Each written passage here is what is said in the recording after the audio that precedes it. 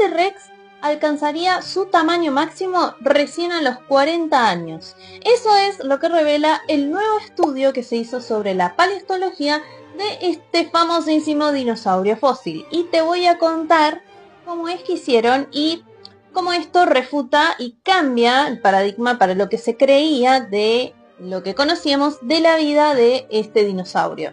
Y para este trabajo los científicos tomaron muestras de 17 ejemplares asignados a Tyrannosaurus Rex. En particular hicieron cortes histológicos de la tibia, que suelen tener otro tipo de, digamos, tasa de crecimiento, este hueso, que el fémur, que era el que se solía usar para contar los años en estudios pasados.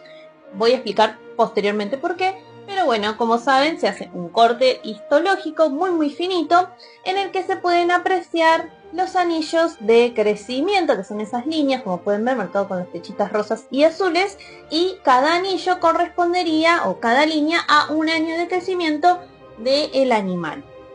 En particular, también lo que hicieron estos científicos, estos paleontólogos, fue contar o tener en cuenta los que son los anillos múltiples, se dice, o complejo de anillitos, que son mucho más cortos, como ven ahí, que son como más pequeñitos y que son varias franjas que parecen estar juntas, que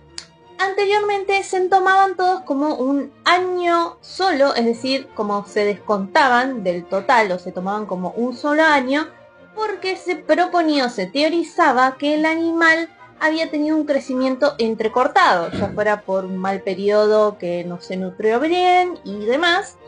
En el trabajo explican que justamente toda esta hipótesis de un crecimiento cortado se da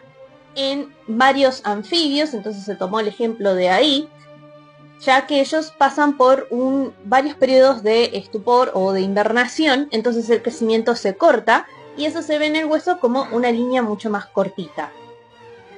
Como no hay pruebas en animales tan grandes que eso suceda, especialmente como un Tyrannosaurus Rex, lo que proponen estos autores es no descontar estas líneas, porque antes se tomaba como, si había muchas juntas, se tomaba como un año solo, y que en realidad se tendría que considerar como un periodo de un crecimiento mucho más lento por algún problema ambiental, ya sea que el animal no se pudo alimentar bien, o una época en la que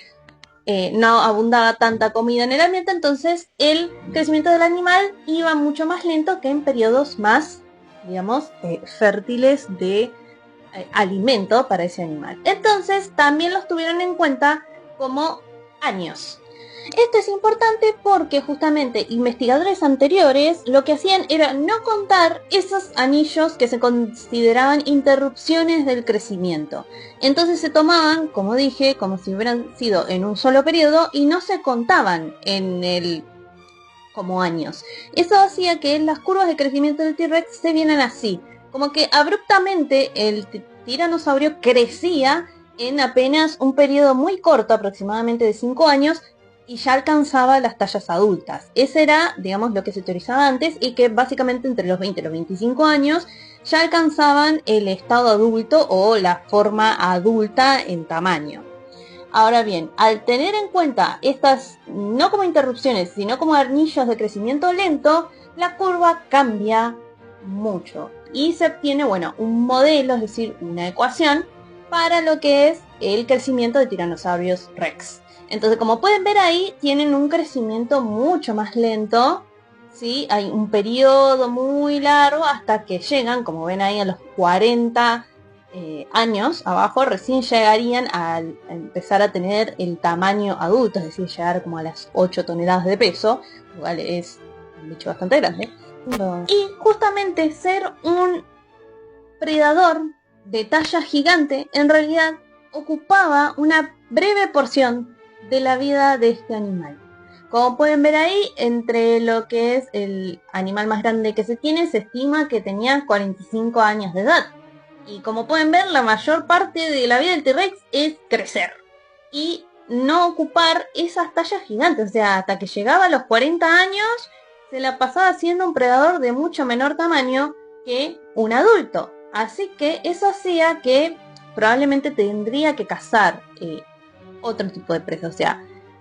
los subadultos o los juveniles de T-Rex ocupaban un nicho ecológico distinto que los adultos, probablemente predaban presas distintas, pero justamente al estar en una categoría, digamos, de menor peso, eso hacía que compitieran o ocuparan un nicho superpuesto con otros predadores del Cretácico que tenían las mismas tallas que ellos, como Nanothyrannus, que justamente Nanothyrannus eran formas de tiranosauride que convivieron con el T-Rex, que eran de tallas menores, así que probablemente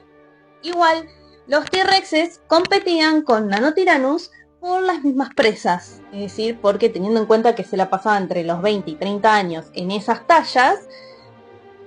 probablemente competían por las presas, ¿sí? ¿Qué quiere decir esto? ¿A dónde voy? A que no era fácil llegar a ser el rey lagarto tirano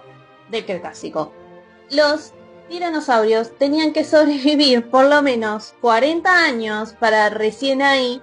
llegar a ser el tope de la cadena alimenticia. Así que si alguna vez te preguntas si el Cretácico la vida era más fácil, bueno, para el T-Rex